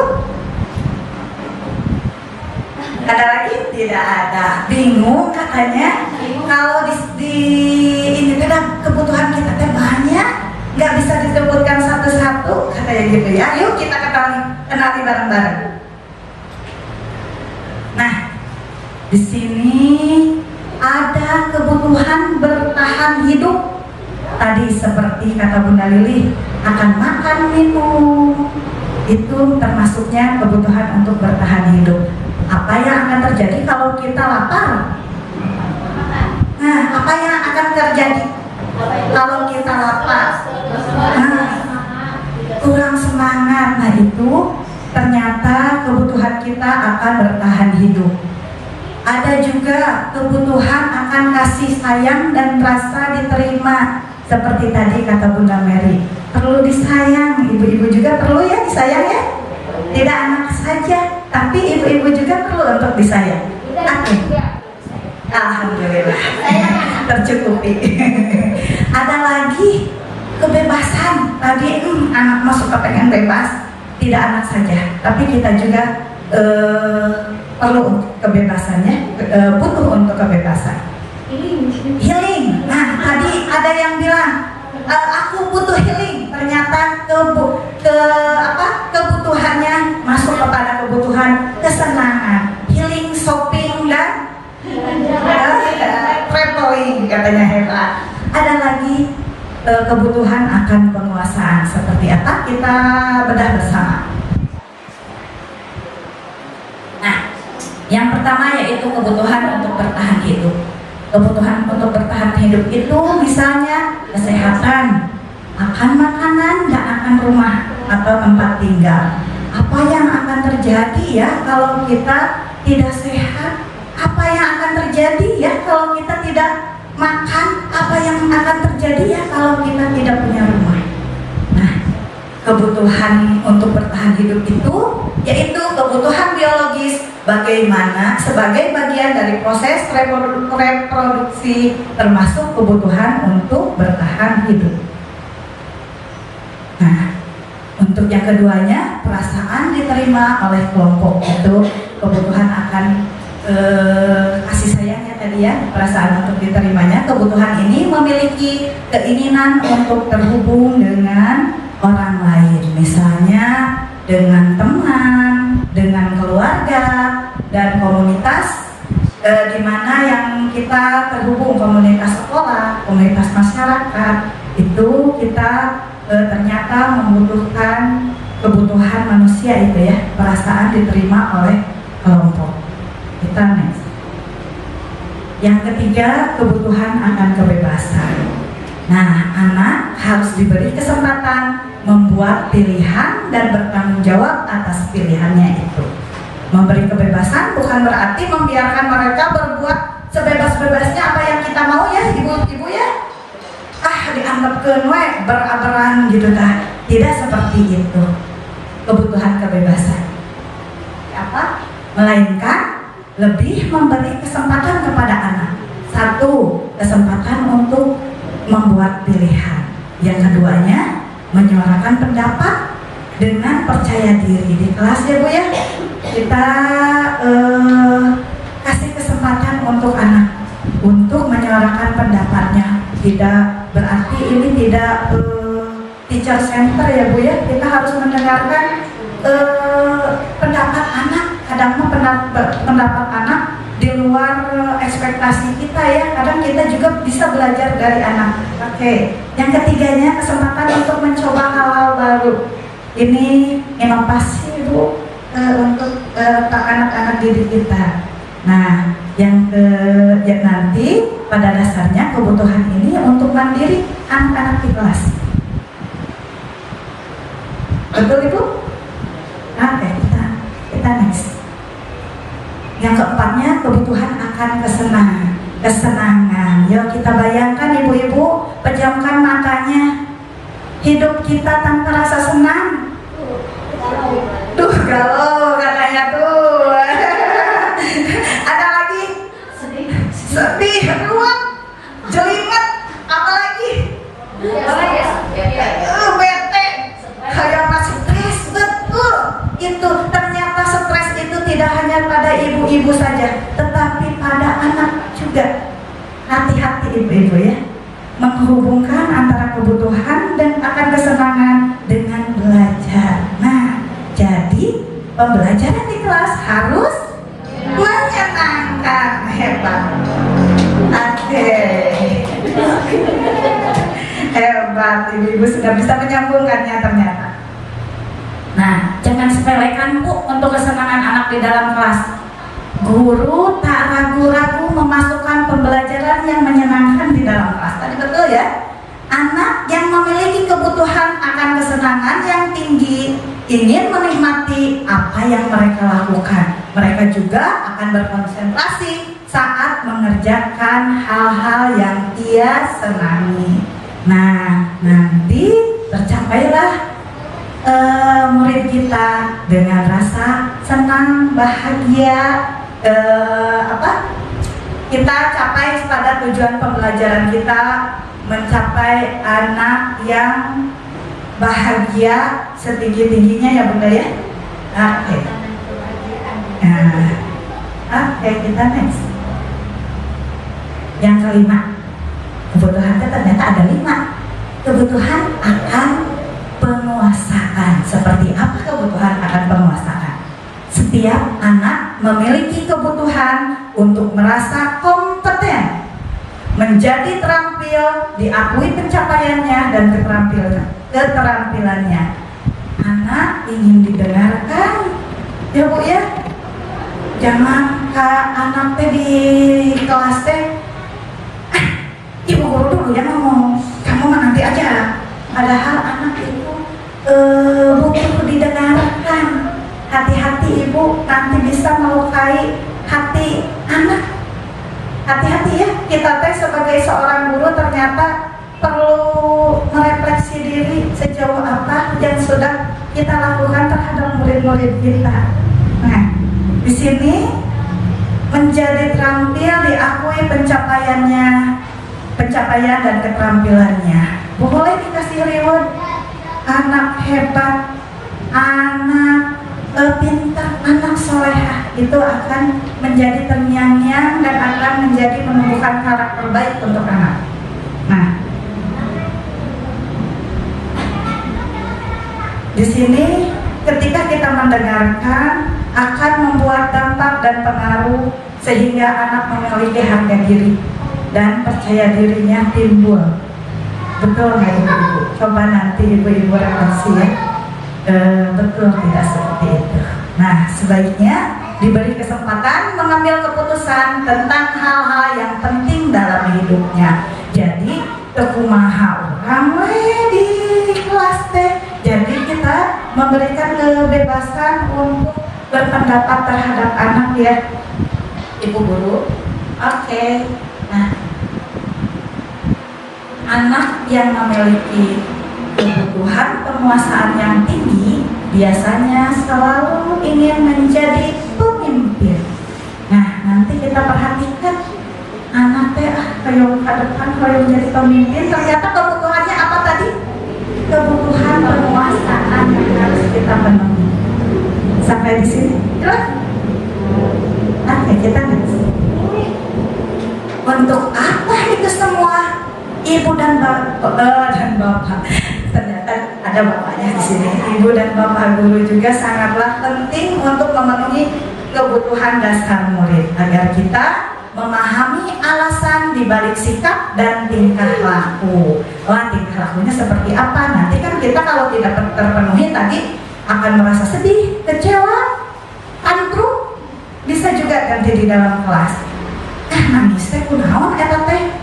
Kedah guru teh kedah ningali apa eta teh anak teh lapar, apa tidak disayang dicarekan di bumi nanti apa gimana? Berarti kita harus menjadi guru teh harus serba bisa ya. Jadi dokter bisa, jadi psikolog bisa, jadi apa lagi? Cleaning service. Jadi cleaning service juga bisa katanya. Jadi guru tuh benar-benar multi talent. Oke, next. Nah, maka bila murid berperilaku buruk atau melanggar aturan sehingga tindakannya tidak sesuai dengan nilai-nilai kebajikan yang tadi sudah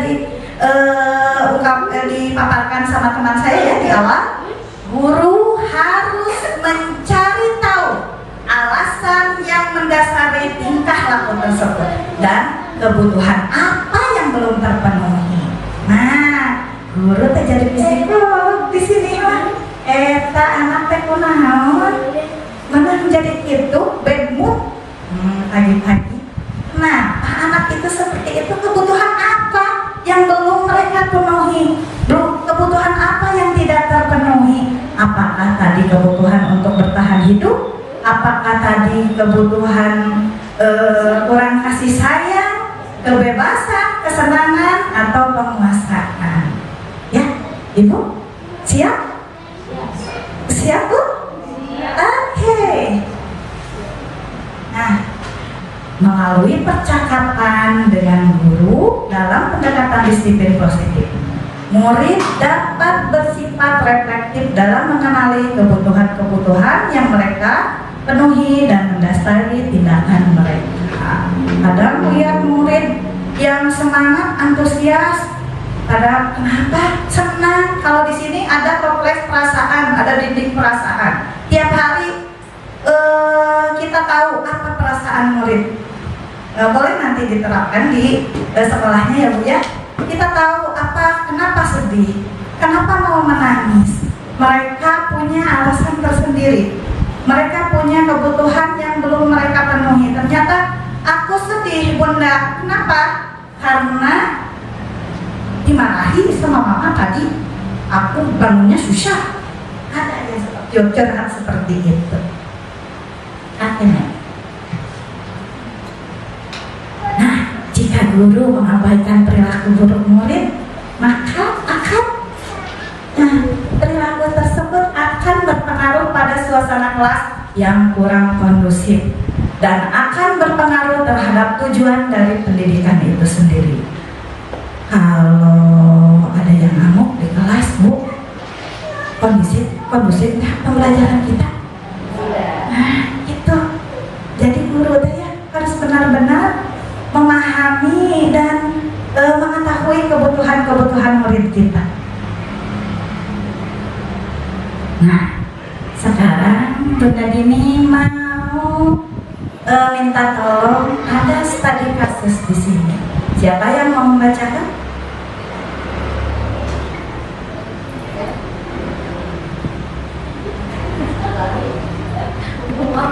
Jangan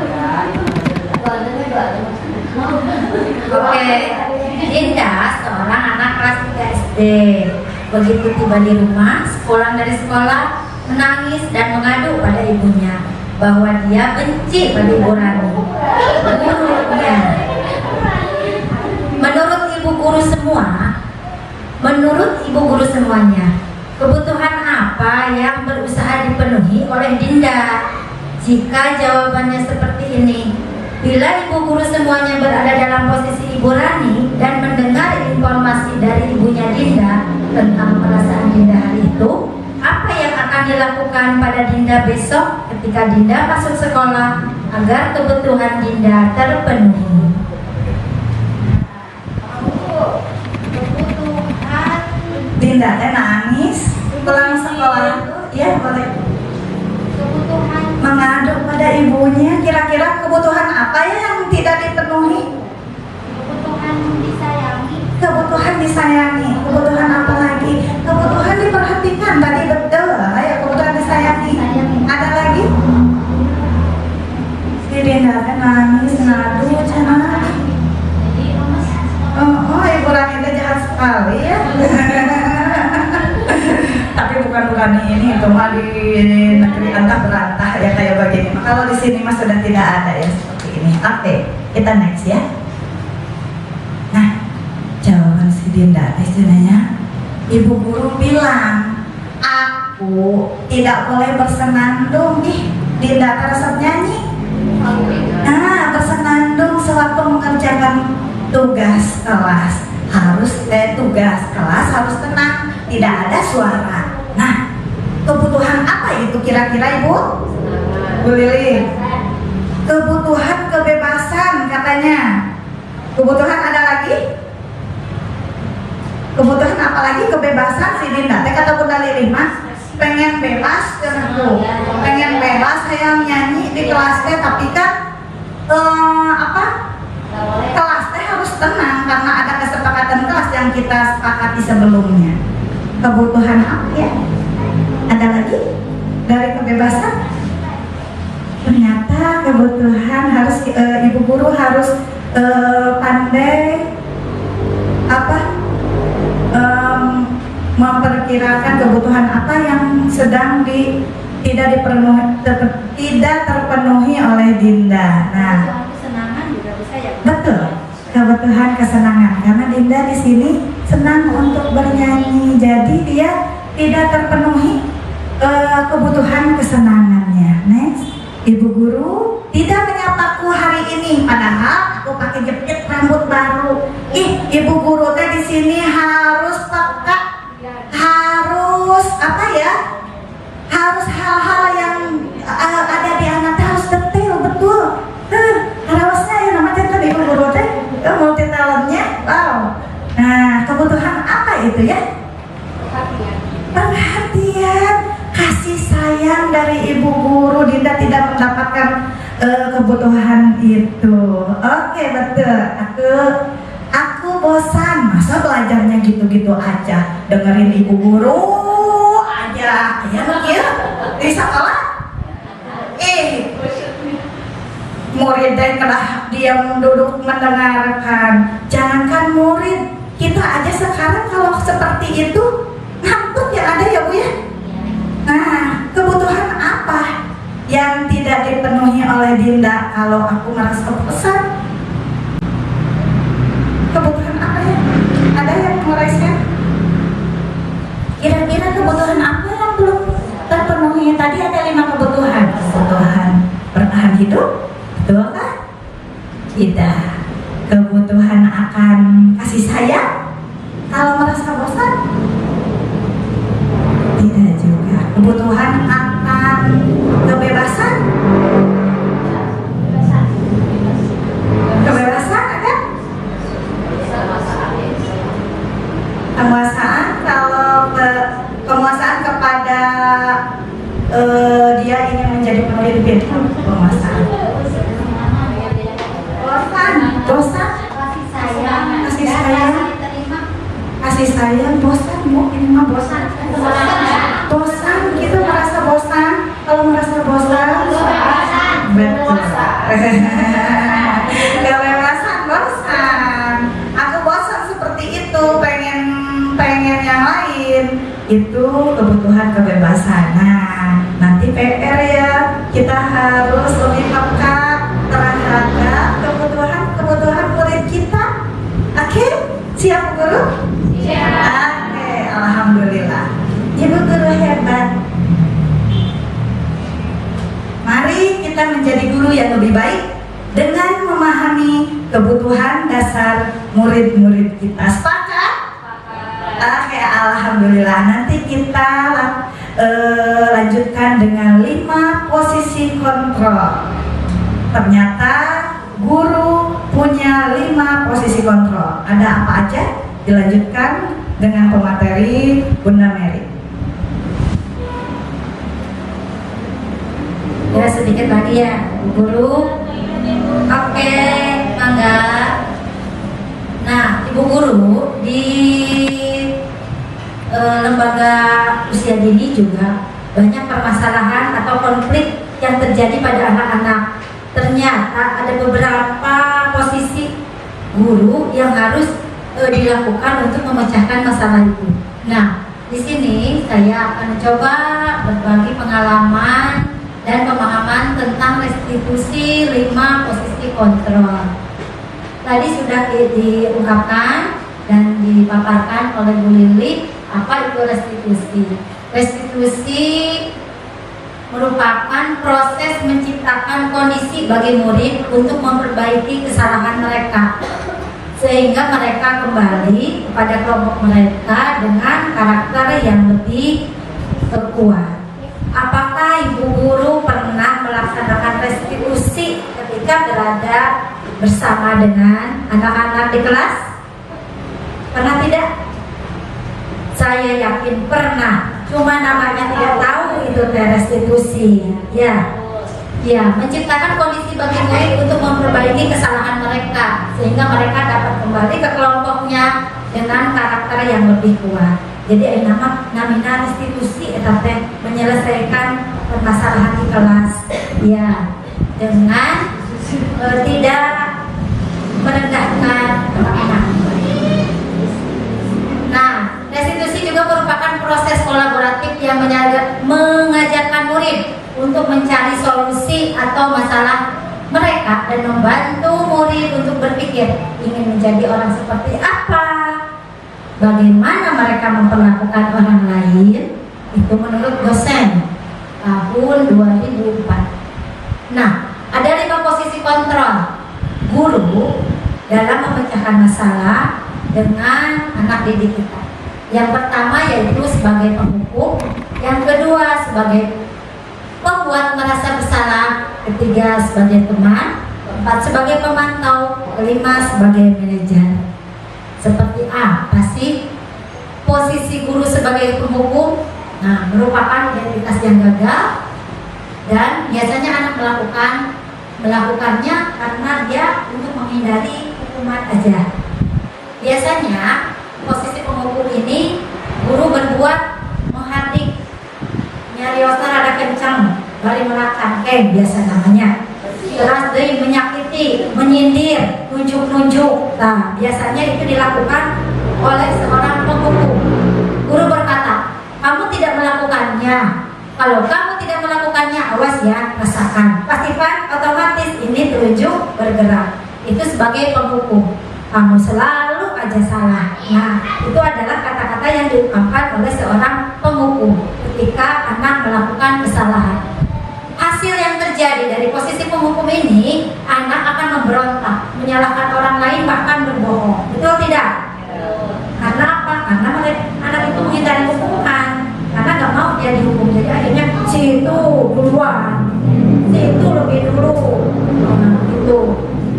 Nah, murid berkata, biarkan saja, nanti juga marah-marah lagi, atau biarkan aja, nanti juga ibu gurunya berhenti sendiri. Nah, biasanya anak-anak akan bukan nurut gitu. Jadi akhirnya mereka akan biarkan saja gitu. Cenderung akan mengulang kesalahan dengan cara ya dia berbohong, dia memberontak, menyalahkan orang lain. Nah, bolehkah kita sebagai guru menjadi posisi penghukum kepada anak-anak? Boleh tidak? No. Nah, kita saksikan posisikan dulu. Kita lihat dulu posisi yang kedua. Posisi pembuat merasa bersalah. Pernahkah kita sebagai guru menjadi posisi sebagai pembuat merasa bersalah ketika seharusnya kamu itu bla bla bla bla gitu ya. Terus misalkan ibu kecewa dengan kamu karena kamu tidak nurut pada ibu. Nah, anak akan merasa bersalah. Guru akan berkata, seharusnya kamu tahu ibu lelah sekali mengatakannya, ibu stres. Atau bisa aja kita biasa gini, ayo masuk ke kelas, nanti ibu guru dimarahin ibu kepala sekolah. Nah, kosong tarik itu ibu, kosong. Itu kata-kata itu ibu ternyata membuat anak menjadi seseorang pembuat merasa bersalah. Enggak, ibu guru dimarahin ibu kepala sekolah gara-gara saya, jadi saya salah. Nah, kalimat itu merupakan kalimat membuat merasa bersalah kepada anak. Hasilnya, anak akan menyembunyikan fakta, menyangkal, dan akan berbohong. Murid akan berkata, ya kalau itu terjadi, maafkan saya ya bu, ibu dimarahin ibu kepala karena saya. Jadi anak itu akan merasa bersalah, gitu kan? Dampak bagi muridnya, murid akan rendah diri, merasa bersalah dan tidak nyaman karena perilakunya. Pernah kan ibu begitu? Ayo kita rubah, berproses. 3. Posisi sebagai teman. Guru memposisikan diri sebagai teman ketika menemukan permasalahan dengan peserta didik. Identitas berhasil atau sukses, namun kontrolnya didapat dari luar, bukan dari dirinya sendiri. Guru membuatkan alasan-alasan untuk murid. Guru berkata, ayolah lakukan demi ibu. Nah, biasanya, masa kamu tidak mau ingat, ibu pernah membantu. Ayo. Nah, hasilnya anak akan ketergantungan. Misalkan begini, anak ada yang berkonflik dengan temannya, ya, berkonflik dengan temannya. Bu guru itu galak. Yuk, kenai amangga jeung ibu guru we. Kenai kumangke ku ibu istri. Nah, kita memposisikan sebagai teman si anak. Nah, tapi apa yang terjadi? Murid yang kita bantu, yang kita lindungi akan ketergantungan pada ibu guru. Nah, naon teh kan ngadu ka ibu guru. Kete, soal ibu guru nate, kenai tos we, kenai kelam pependak sama ibu, urang, itunya, urang naon, urang sina baca istighfar, cenah itu. Berarti kita secara tidak sadar kita telah melindungi anak dan mengakibatkan anak itu menjadi ketergantungan pada guru.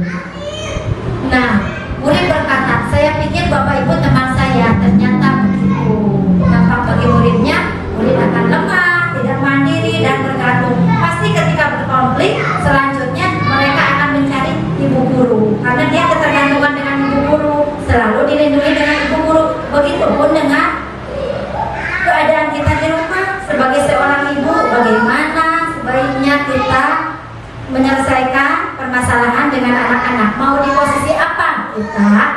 Ini berlaku untuk guru ataupun kita sebagai orang tua di rumah ya. Keempat, ada posisi pemantau. Nah, ini merupakan identitas berhasil, tapi tetap kontrolnya dari luar. Guru berbuat, menghitung atau mengukur. Guru akan berkata, kasih peraturannya. Biasanya guru akan berkata begini kalau pemantau. Ibu guru perhatikan beberapa hari belakangan ini kamu selalu menangisi teman. Nah, karena ibu guru memantau terus. Bolehkah? Kenapa? Ibu kan? Kenapa? Ibu guru perhatikan kamu datang terlambat. Ya, karena guru itu memantau kegiatan anak. Ibu guru lihat kamu sering jahil kepada teman. Nah, itu biasanya kata-kata yang ibu guru ucapkan. Hasilnya anak-anak akan menyesuaikan, tapi ketika diawasi, jadi tidak keluar dari dirinya sendiri. Kemudian murid akan berkata, berapa bintang yang harus saya peroleh kalau dia menyelesaikan sesuatu yang diharapkan oleh guru. Jadi kembalinya itu kepada penghargaan, imbalan, dan pujian biasanya. Dampak bagi muridnya menitik beratkan pada konsekuensi atau hadiah untuk dirinya kalau di posisi pemantau. Kemudian posisi terakhir yaitu posisi manajer. Posisi manajer itu merupakan identitas berhasil atau sukses, dan si murid akan menjadi dirinya sendiri. Posisi manajer ini bila dilakukan oleh guru akan menyelesaikan permasalahan namun tidak memberikan solusi dari guru. Jadi ketika anak melakukan kesalahan, ibu guru akan berkata kenapa dia melakukannya, terus anak akan diberikan tanggung jawab bagaimana untuk menyelesaikan permasalahannya itu dengan bimbingan ibu guru.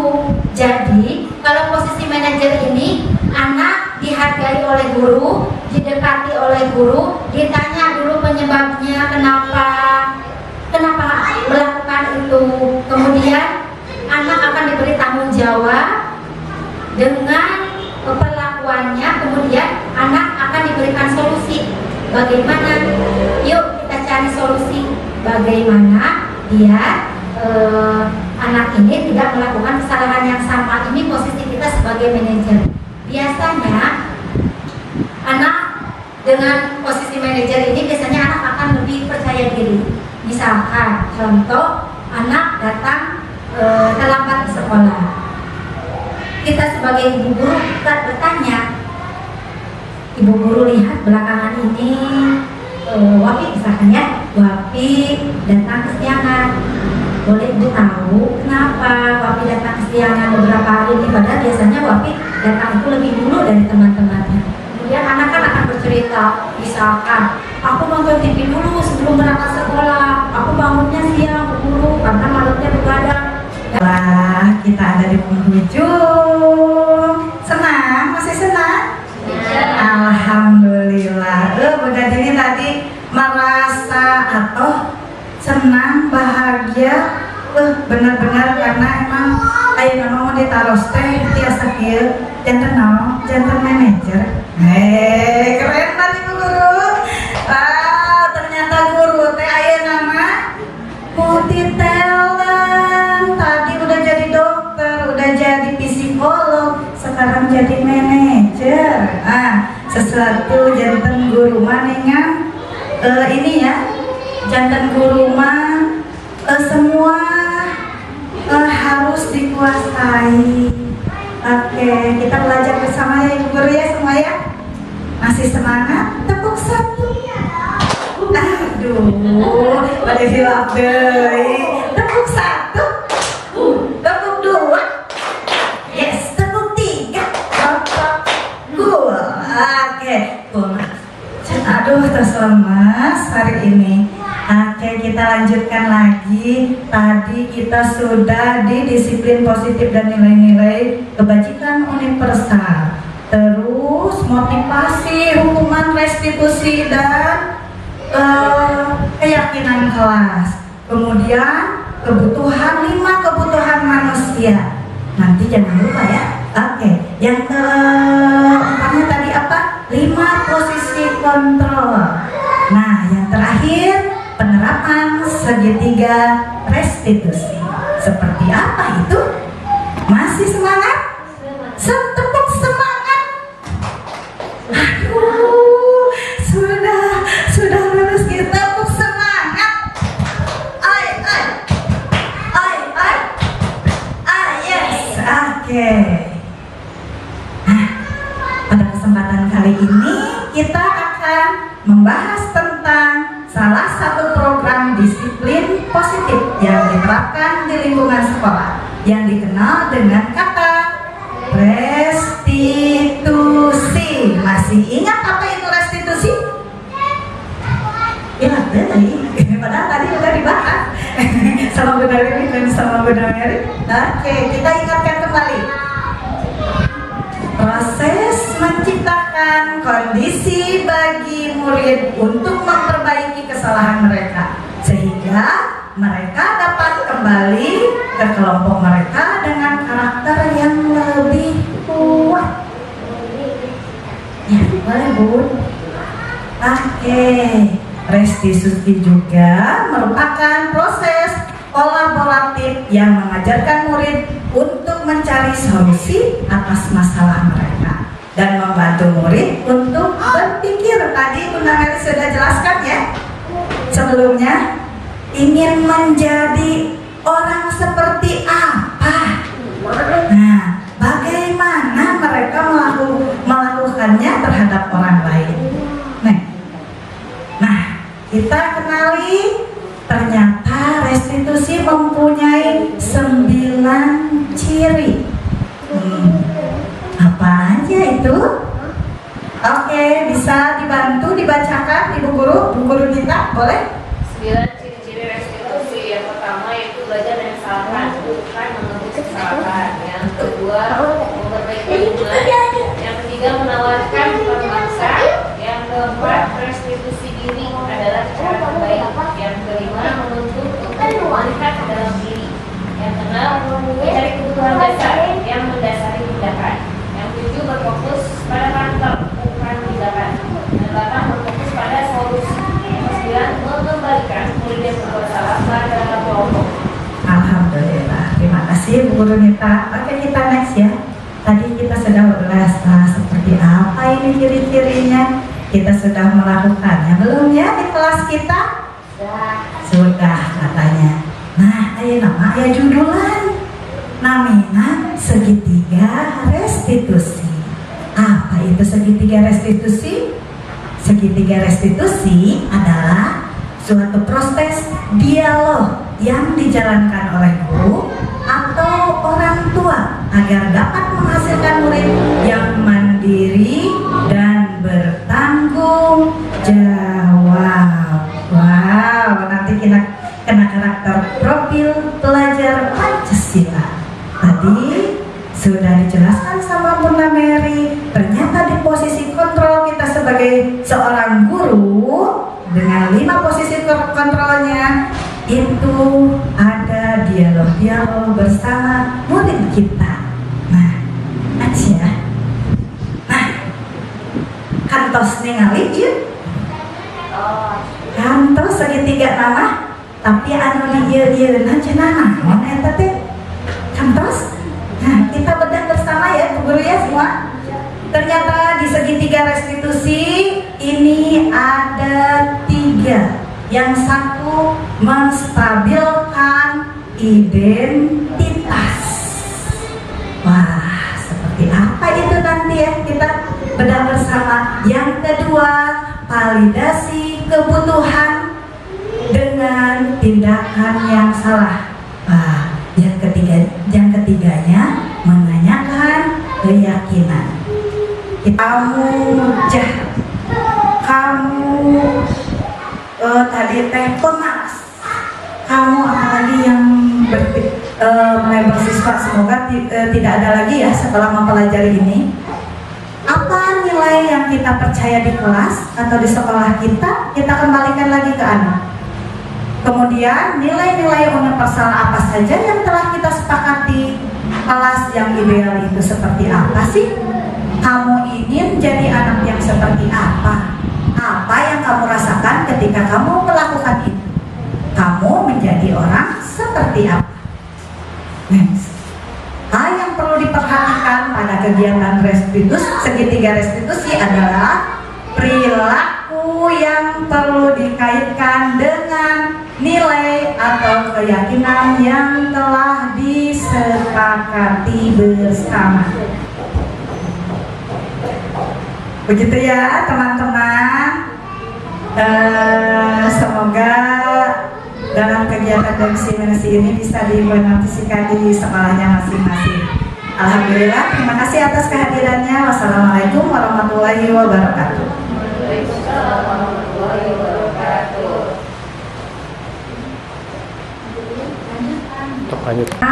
Mohon maaf atas segala kekurangan. Saya tutup dengan mengucapkan hamdalah.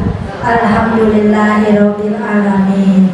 Billahi taufiq wal hidayah. Wassalamualaikum warahmatullahi wabarakatuh. Waalaikumsalam warahmatullahi wabarakatuh.